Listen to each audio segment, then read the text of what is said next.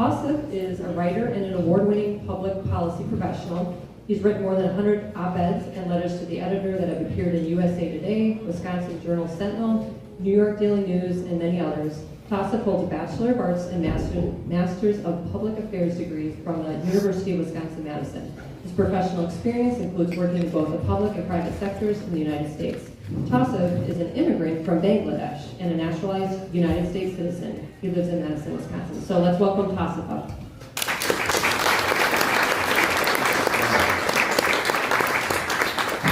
Good evening.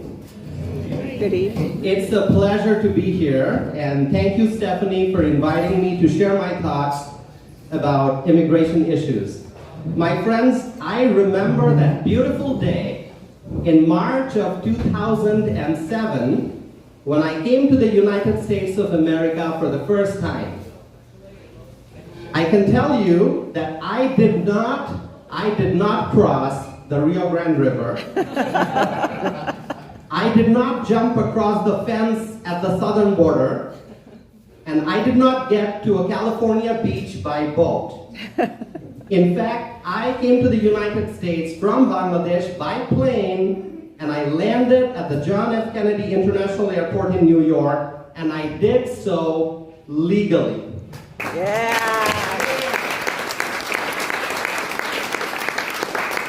My friends, that's the key word, legally. America welcomes immigrants as long as they come here legally. Now, we know immigration is a huge topic in America, and according to a Gallup poll conducted a few years ago, approximately 150 million adults worldwide want to make the United States their home. 150 million adults from all over the world, they want to make the United States their home. Now, let me ask you, do you think it's possible to allow all those 150 million adults to come to America? No. But that's probably something that Joe Biden wants to do. But we, the people, with common sense, we know that it is not possible for the United States to allow 150 million adults into the country. We have to choose the best and the brightest. Those who will come to America, those who will work hard and be productive individuals in society and contribute to the growth and success of our nation, those are the individuals who we should allow into our country. Those individuals who will follow our nation's laws and pursue the American dream, those are the kinds of immigrants we would like to welcome. Now, many of you probably already know this. The Democrats accuse us, the Republicans, of being anti-immigrant simply because we want border security. I'm sorry to report to you that I too have been called anti-immigrant. Do I look like an anti-immigrant?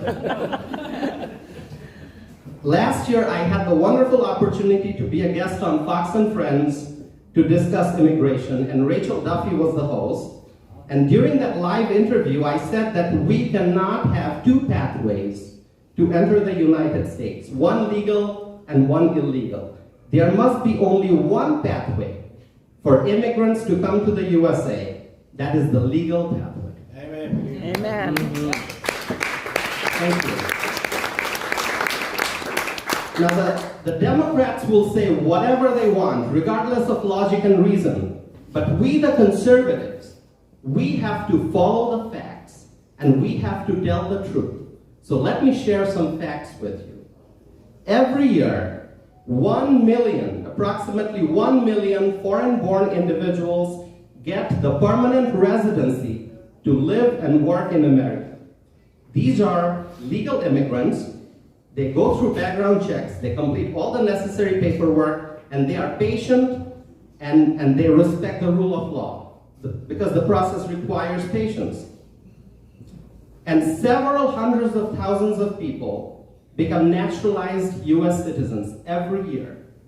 In fact, the United States welcomed more than 7.6 million naturalized citizens over the last decade. Now, does that sound like an anti-immigrant country? No. So the reality is that we welcome legal immigrants. Legal immigrants, they come here, they pursue education, they seek professional opportunities, they work hard, and they love America. Now that also sums up my pathway to US citizenship. After coming to the United States, I completed my undergraduate education at UW-Madison, then I pursued a Master of Public Affairs degree, I worked hard, I paid taxes, I respected the rule of law, and I continue to do so. Now, it's true that immigrants face various challenges. There's no doubt about that, because it's not always easy to move from one part of the world to the other. It takes time to adjust. Some immigrants, they face financial challenges, and some immigrants, they face language barriers, and others may have difficulty understanding the customs and traditions in the new country. Now, I was fortunate on the financial side. Regarding language, I did not face any barriers, as I had learned English growing up, so it was not an issue for me. Now, of course, I must add that I had to change my spelling, some of my spellings from the British versions to the American version, and because I grew up following a British curriculum of education. So, for example, lift became elevator, and zebra crossing became crosswalk, and flat became an apartment, and so on and so forth. So I had to make those changes. That's all fine. I could handle that. But the greatest challenge that I faced as an immigrant was the following. I struggled to understand the American healthcare system. Interesting. Especially health insurance. Now, I come from a family that's heavily into healthcare and doing business with foreign pharmaceutical companies. And growing up in Asia, it was never an issue for my family in particular. Healthcare was never an issue. But here in America, after coming here, I struggled to understand basic things in health insurance, such as deductibles and in-network versus out-of-network, and prior authorization and out-of-pocket maximum, pre-existing condition, and I just struggled to understand all that. I still struggle. Now, I believe that with hard work, you can overcome all challenges. So I needed to understand the US healthcare system for my own survival. Now, simply browsing the internet for information was not enough. I needed a structured way to tackle this problem. So what did I do? I took a course on healthcare policy as an undergraduate student. And long story short, I found myself in graduate school taking more healthcare policy courses, and then working at the Wisconsin Medical Society doing research on healthcare workforce, followed by a project assistantship with Wisconsin Legislative Council, where I was writing memos on long-term care issues, and also I did health policy research at the Population Health Institute. So I became deeply involved in healthcare policy. And after receiving my master's degree in 2013, I got a nice job as a program and policy analyst at the Wisconsin Department of Health Services. I had passion for public service. I wanted to help people. So from not having any idea about the American healthcare system just a few years ago, I was now working at the Division of Healthcare Access and Accountability at Wisconsin Department of Health Services. So I was very happy. Everything was great, and then something happened. I became very uncomfortable. Now, before I get to that, let me tell you that I did not grow up as a Republican or a Democrat, because I grew up in Bangladesh. In Bangladesh, there's no Republican, there's no Democrat, but my mother raised me in a way that made me a conservative. I am pro-life.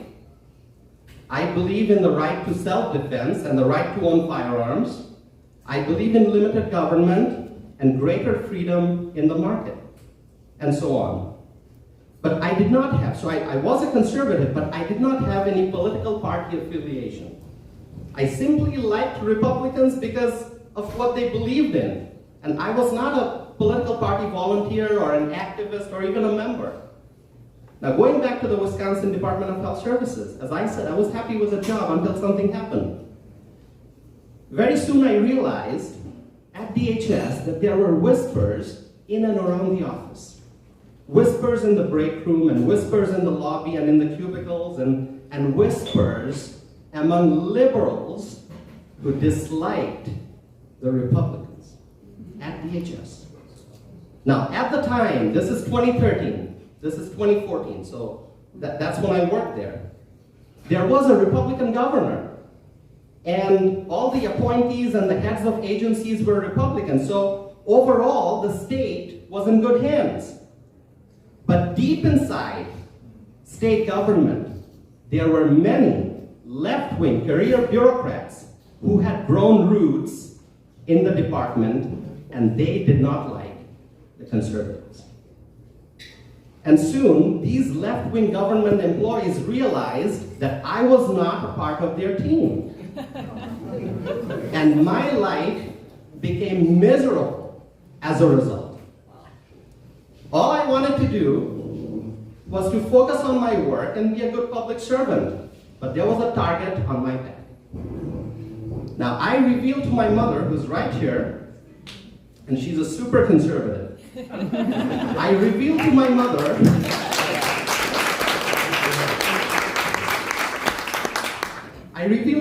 what was going on. And she said to me the following. She said, "Tomorrow you go and resign." Whoa. I was shocked. What would I do after leaving this job? Surprisingly, next day, my mom accompanied me to downtown Madison, and she sat in the car as I went inside the gray building, that is DHS, and I submitted my resignation, because my mom cared more about my well-being than anything else. Now, do you know what one of my DHS colleagues said to me during the exit interview? She said, "Now you can go work for any political party." She was taunting me. I was shocked because they revealed their true nature. After that, I applied for several jobs in other departments.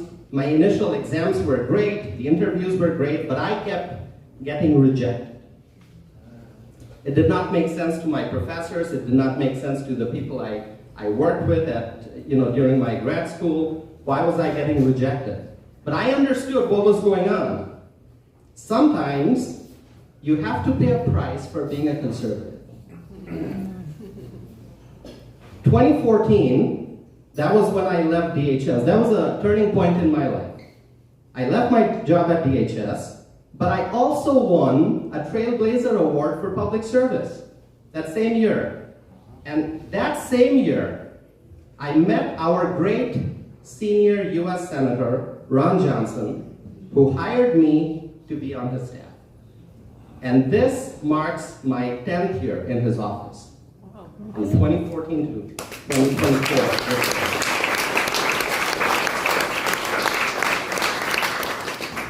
And 2014 was a special year for another reason. I became a naturalized US citizen. All right. Both me and my mom, we both took the oath of allegiance to become naturalized US citizens. Now here's something I want everyone to understand. When I took the oath of allegiance to become an American citizen, I gave up my allegiance to the country that I was born in. And I'll read to you the words of the oath of allegiance.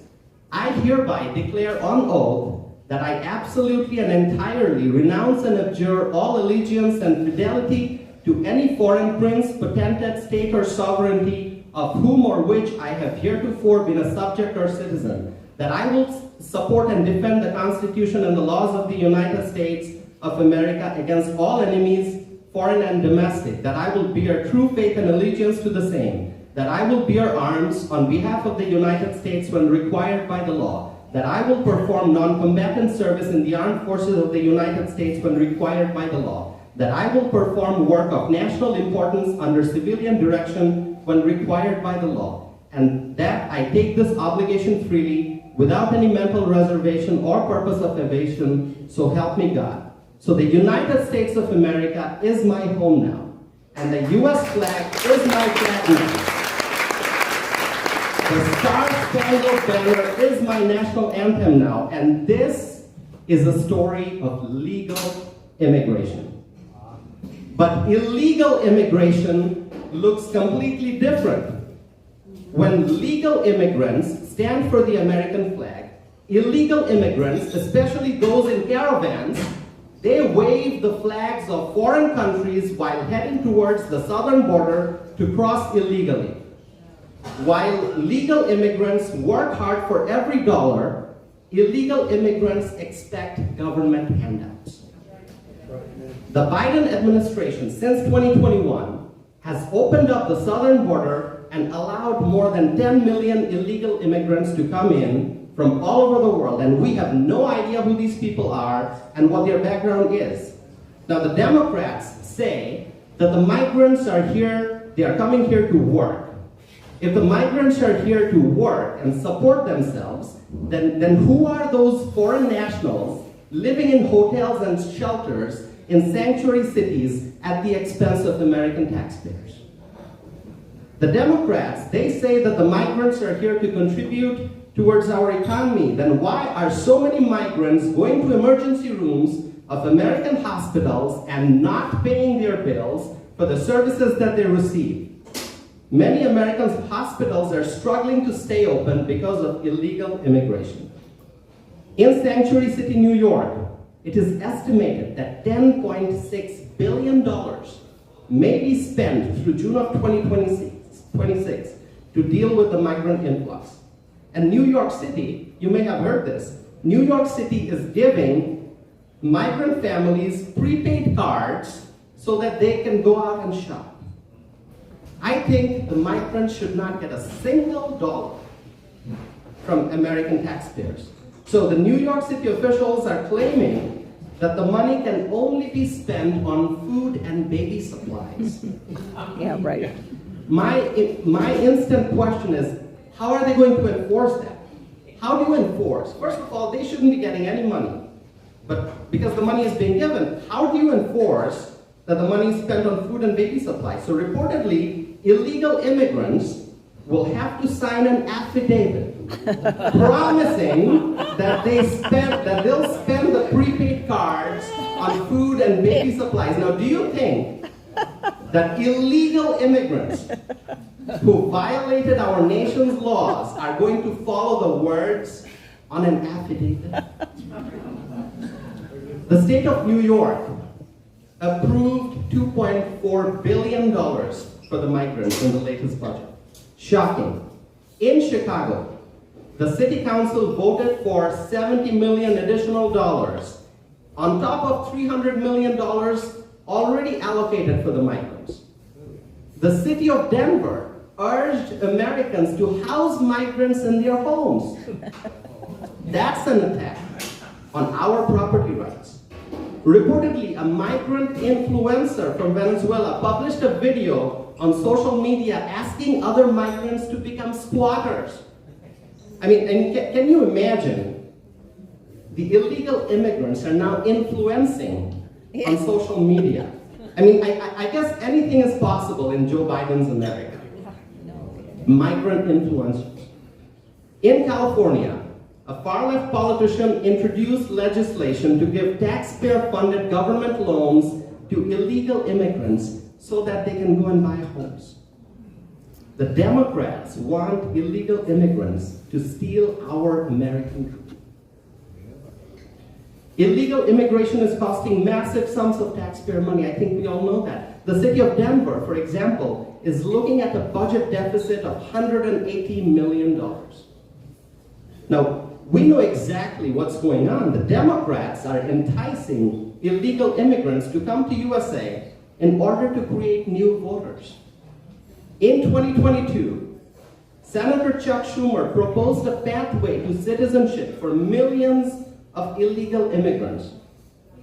As a legal immigrant and a naturalized US citizen, I reject Chuck Schumer's proposal.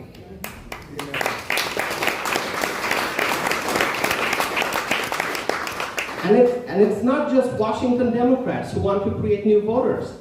In New York City, at the local level, the city council is trying to extend voting rights for non-citizens in city elections. They want anyone with a work permit who has been in the city of New York for 30 days to be able to vote. And then we also see that the Democrats are pushing for work permits for illegal immigrants. So you do the math. If the New York City liberals win, the migrants may end up voting in city elections in New York. Now this is going through a legal challenge, but if the Democrats win, the migrants, those who came here illegally, they may end up voting in municipal elections in New York. So the Democrats are trying to disenfranchise American citizens by trying to give voting rights to non-citizens, including illegal immigrants.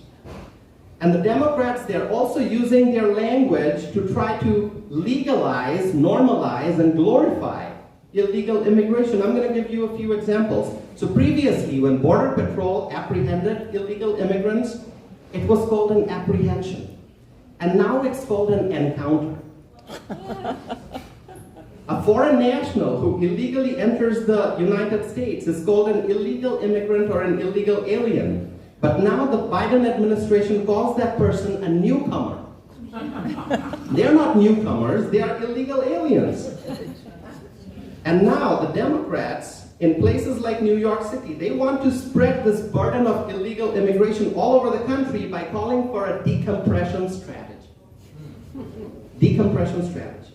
The New York City mayor wants a decompression strategy, and he is asking the federal government to spread illegal immigrants all over the United States. Now, here in Wisconsin, we're already facing a problem. We know that there are many illegal immigrants in Whitewater, Wisconsin. It was in the news. Reportedly, Madison, the city of Madison, spent around $700,000 on illegal immigrants. And you know, just guess what may be happening in other communities. So this problem is spreading. The illegal aliens are displacing Americans. The homeless Americans are not getting help, but illegals are receiving millions and billions of dollars worth of free housing and lots of other services. American seniors are struggling because of inflation, but illegals continue to get free stuff. There are many American children living in poverty, but the illegals are getting the taxpayer-funded benefits. Our veterans are not getting the services they need, but illegals continue to absorb American taxpayer dollars. If illegal immigration continues, our communities will become less safe, housing issues will intensify, schools and hospitals will become overburdened, and there will be chaos and lawlessness, all because of Joe Biden's open border policy. As a legal immigrant and a nationalized US citizen, here's my message. American cities, villages, and towns must declare that they will not be sanctuary communities.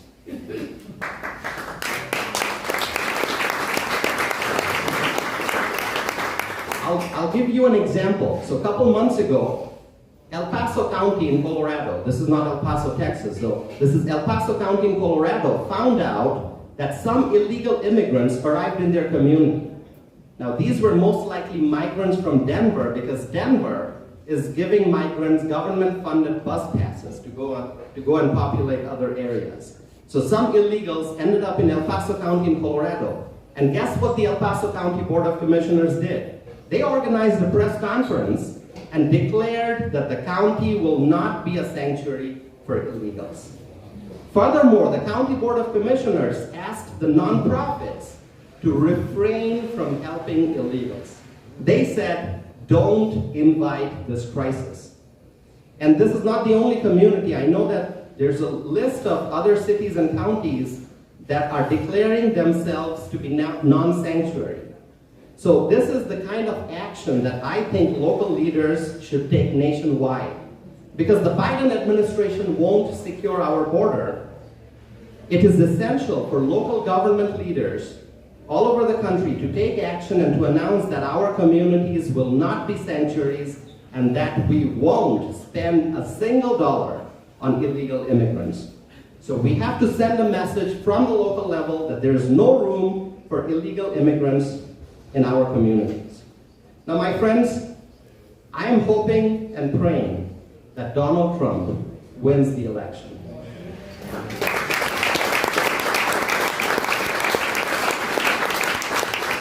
I'm also hoping and praying that we increase the size of our majority in the House of Representatives and we regain the majority in the US Senate.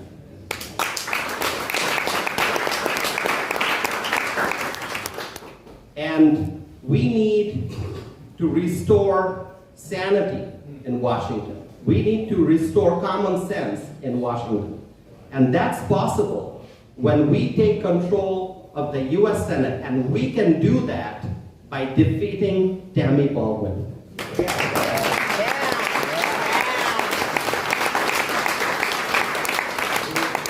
And right here in Wisconsin's 8th Congressional District, we must elect a strong Republican to strengthen our majority in the House of Representatives.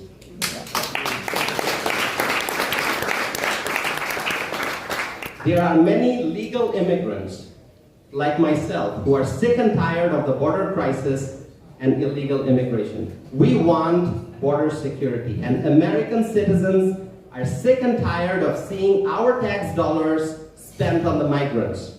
So it is time to secure our border, and it is time to end illegal immigration. So my friends, I truly appreciate the opportunity to speak today.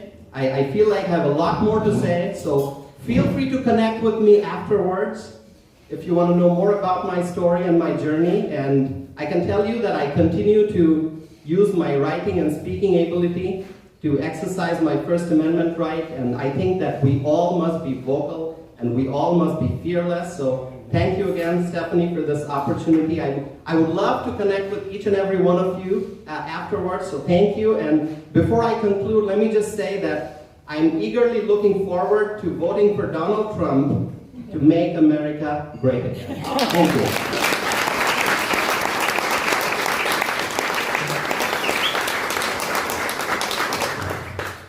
Thank you, Tasha. That was so interesting to hear your story and just get your perspective. And I didn't know some of those things, even though I read, a little bit about your biography. So I appreciate you sharing all of that.